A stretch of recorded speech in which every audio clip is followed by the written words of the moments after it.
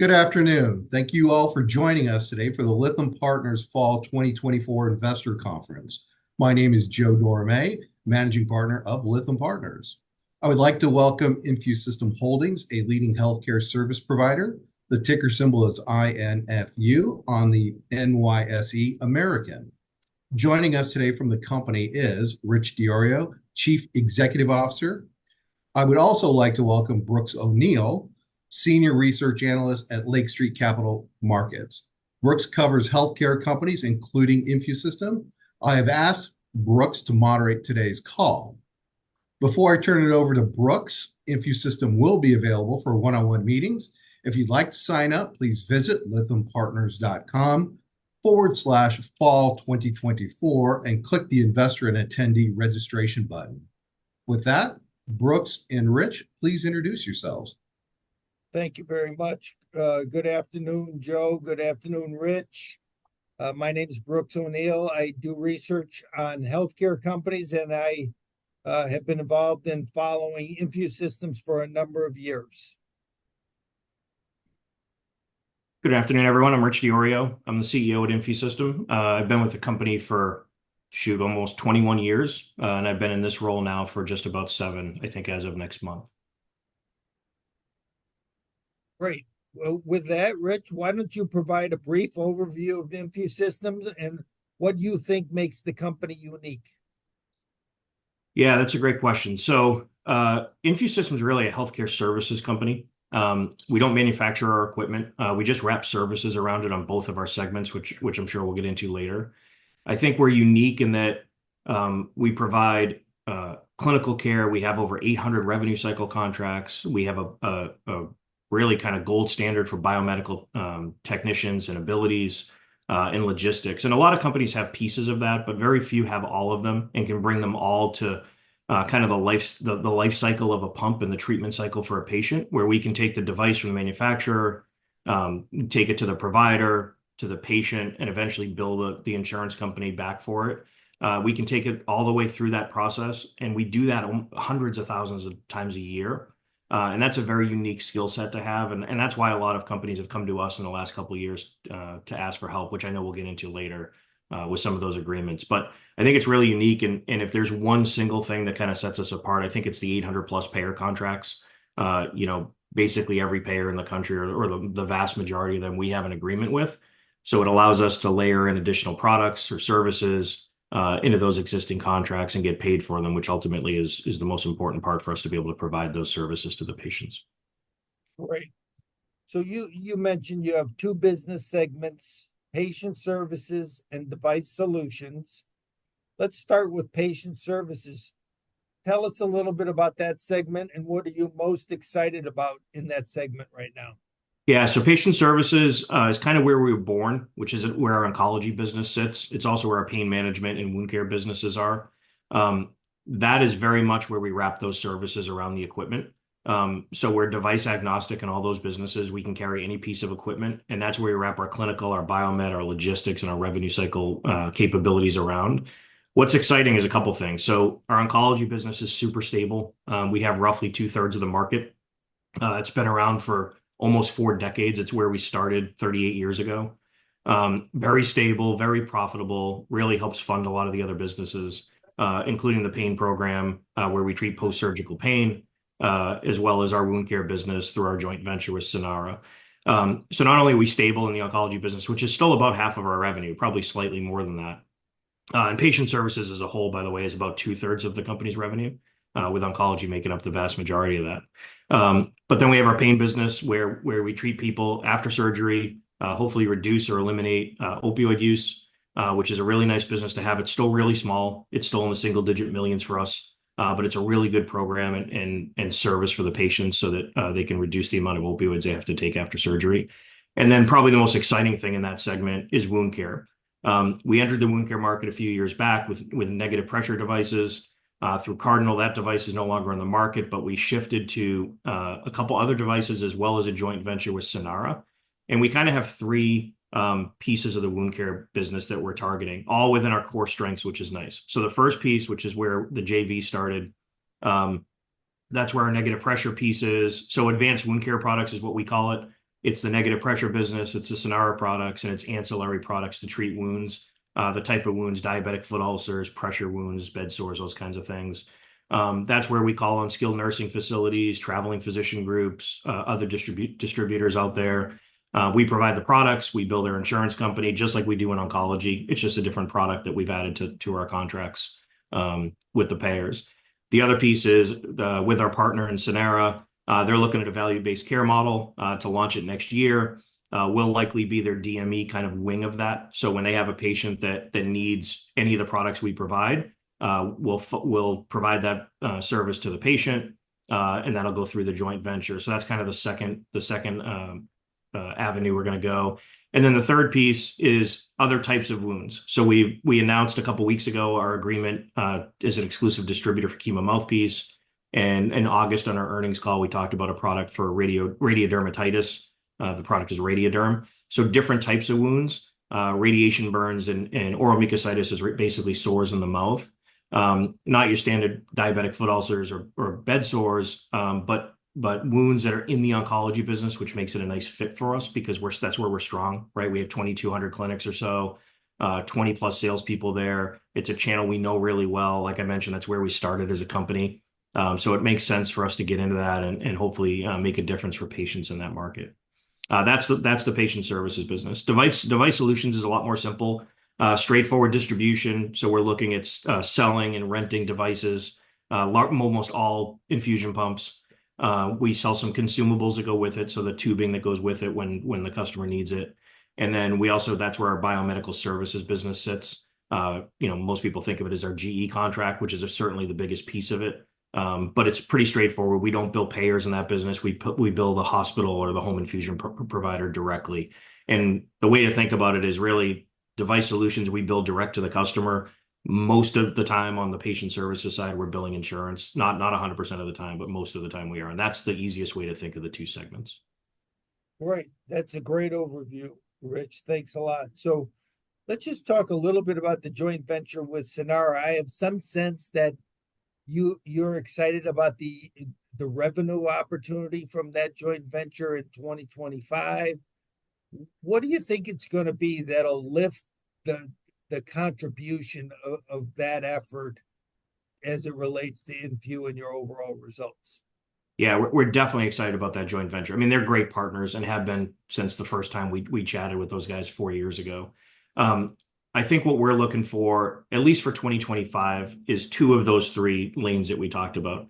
The value-based care piece, we don't really have a lot of control, right? It's based on when they launch and how successful they are. Obviously, we want to be right next to them on their side and help them where we can.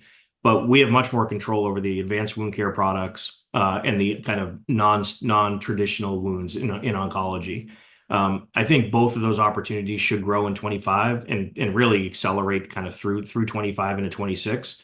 And that's the negative pressure piece, the other advanced wound care products we have, as well as the chemo mouthpiece and Radiaderm. So that's what we're really looking for going into next year to launch chemo mouthpiece, which we just signed the agreement a couple weeks ago. We'll be training everyone the rest of this year and hitting our top tier accounts in the next couple months. But that should really hopefully take hold next year. It has tremendous potential, and we'll see how the market takes on the product. And then our advanced wound care products, it's growing now. Last year, so in 2023, a lot of the growth on that side was through a lease with one big distributor, which was nice to have for sure, and to continue that relationship. But that's not really the future growth of the company. The future growth in that business is really the advanced wound care products, which again is negative pressure, the Sonara products, Biocos and Hycol, as well as other advanced wound care products. So as we come out of 2024, that should continue to ramp into 25 and beyond. And then obviously the two new products that Sonara did bring us, by the way, that came through the joint venture, both Radiaderm and chemo mouthpiece. They're a phenomenal product development company. They find great products, they develop great products, and we're fortunate to be able to put those into a market that we're really strong in. Right.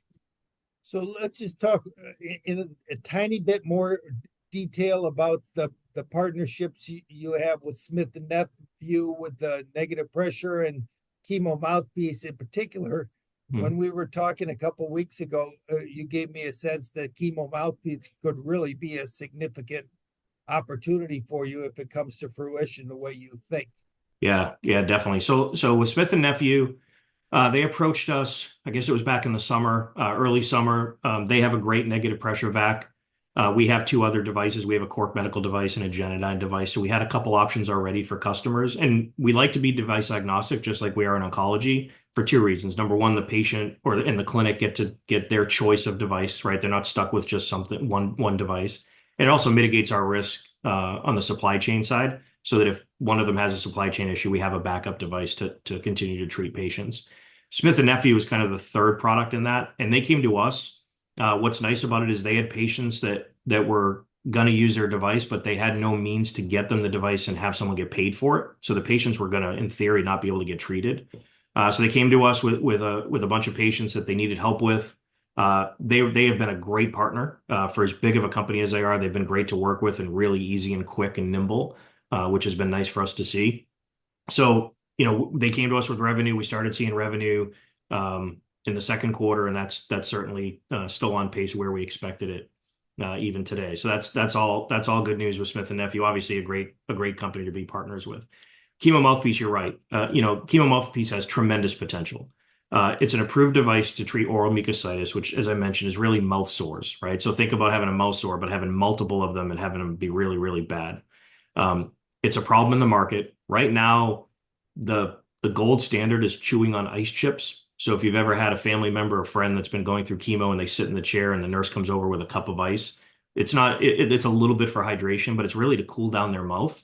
And the idea behind cryotherapy is you cool down the mouth, you create the blood, the blood vessels constrict so that it doesn't take up the chemo. So in theory, it doesn't kill the cells that it can't get to, right? No different than scalp cooling and other types of cooling devices in the market. Ice chips don't do a great job, but it's better than nothing. And up until Chemo Mouthpiece, there really wasn't anything that did this. The device got approved earlier in the year. There was actually a CPT code approval in the summer for the clinics to get paid. So it's reimbursement for the doctor to dispense it and train the patient and teach them how to use it, which is nice. So now the doctors will be incented to do it. We have exclusive rights in the United States for the next, I think, just over 5 years or so. Again, a really good partner brought to us through Sanara. The product works. It should really mitigate the amount of oral mucositis. And oral mucositis is a problem in a couple ways. Number one, its quality of life's terrible. Anyone that's ever had one mouth sore knows what that's like. Imagine having 10 or 12 in your mouth. So quality of life is impacted greatly. Patients end up having to pause in some cases or even stop their chemo because it gets so bad that they can't drink, eat, or take medicine because it's so bad. So you end up admitted to the hospital in some cases. So it's not just a quality of life, which is obviously a huge impact, but it can actually affect their chemo regimen and either pause or stop it in some cases. So then you end up with hydration issues, nutrition issues. I mean, the effect of oral mucositis when it gets bad is really devastating to the patient. So we're hopeful that this product, it's pretty easy to use. It's super simple. Think about it as like a baby bottle with a mouthpiece on the end of it, and it gets frozen. So you put it in your mouth, it freezes your oral cavity. You use it as much as you can to keep your mouth cool so that the vasoconstriction continues and the chemo doesn't get taken up into those cells. We believe it's going to work. We believe there's a definite need in the market. It's much better than ice chips. They've shown that to be true. So it's exciting. About 500,000 patients or more a year of potential patients for this that could benefit from it. It's in oncology, which obviously we're strong in, and we already have a sales team, so we don't have to stand up a sales team. We didn't have to go out and buy millions of dollars in product. It's a direct sale, so there's not a lot of back-end support for this. There's no biomed cost for us. There's not a lot of revenue cycle cost. It fits right into our wheelhouse and our strength. And it's a product that should really make a difference in oncology for those patients. And there's just nothing else out there that I think is going to be as good as this. Right. That's fantastic. So let's just talk quickly about pain. You said a single-digit million business, but fast growing. Mhm. I have a sense that perhaps the No Pain Act coming in 2025 could be a catalyst for that business. Can you just give us a quick overview of how that might affect you next year? Yeah, so Payne's doing a good job this year. They've opened up some nice, a handful of nice big teaching institutions, which continues to validate the program we have and how good it is, which is nice to see. The No Pains Act, at its core is going to do a great job of creating awareness both with physicians and patients that there are alternatives to opioids to treat post-surgical pain. So just at its baseline, the government's done a good job by implementing this. The proposed list of approved devices and medications and different modes of delivery was put out recently. Electronic pumps actually weren't on it. We expect they will be. We're working with our biggest pump manufacturer to get electronic devices on there. It's not an InfuSystem thing. It's just the type of device. We expect it to get on there. And then once that happens, which we expect to happen, it really comes down to reimbursement, right? If the reimbursement rate is a good number, that'll drive behavior for the physicians. If it's not, then, the order of magnitude and effect will be a little bit lower. But, that we just have to wait and see how that plays out over the next few months. Okay, cool. So let's shift gears to the device solutions segment. How are you doing in that area, and how do you see that business growing as we move forward? Yeah, so that's been a great business for us. The rental business is kind of one of our core businesses, very profitable, very stable. Doesn't grow a ton, but it is profitable and can fund the other businesses, similar to oncology on the patient services side. The real exciting part in device solutions is the biomedical business. We had a small biomed business. We made a couple acquisitions a couple years ago. It brought us the GE agreement, which is now up and running. And really, the GE agreement helped us build out our national team of technicians. So we have regional technicians stationed all around the country. We have a traveling team that flies in for a couple weeks, does a bunch of preventative maintenance, flies to the next hospital. So it allowed us to build all that out. What's exciting about that is that's just the first big agreement we have. We believe we'll end up, and we have had a couple smaller ones with GE already. So it's not the only thing that GE has for us. They do have other opportunities for us, not to the order of magnitude of 10 to 12 million like that first agreement. But there's some nice profitable smaller projects we've done before, and other ones that we could potentially do in the future. And then outside of GE, there's other manufacturers, there's other hospitals that are non-GE hospitals that need work to be done, whether it's 400 devices or 4,000 devices. Some of them are regional, some are national, but we can really leverage the team we've built and the skill sets we've built through GE to execute on those agreements, which should be super profitable for us. We might have to supplement a team here and there, but we should be able to leverage that team to a degree for future deals on the biomed business. So we see the biomed business really being the driver on the device solution side in 25 and beyond. Right. And you've talked a little bit about it, but tell us exactly what you do for GE and what it means for them and for the hospitals as well. Yeah. So GE goes out and gets big contracts to service, effectively all the equipment or the majority of the equipment in the hospital. Everything from imaging equipment like MRIs and CAT scans all the way down to the smaller mobile stuff like infusion pumps, which obviously we've been servicing our own fleet of 110,000 devices or so for years.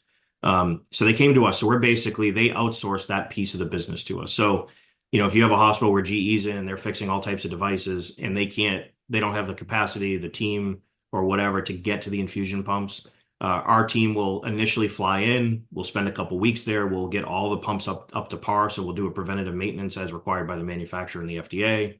We get it up to a certain standard. And then we have a local technician that stays there all year. And as pumps break, we repair them. We're basically their outsourced biomed team in those specific hospitals. So it's pretty simple stuff because it's what we've done. The logistics of it has been a challenge, right? Getting teams in and out as fast as possible to be profitable. Where do you station the regional technicians? Those sorts of things. But I think we're in a pretty stable spot right now. There's still improvement to be made from an efficiency standpoint. I think there always will be. We'll never stop getting better from an efficiency standpoint. But all the pumps are up and running. We've hit all the original devices. Everything is onboarded as of I guess it was the first quarter of this year. We got everything onboarded.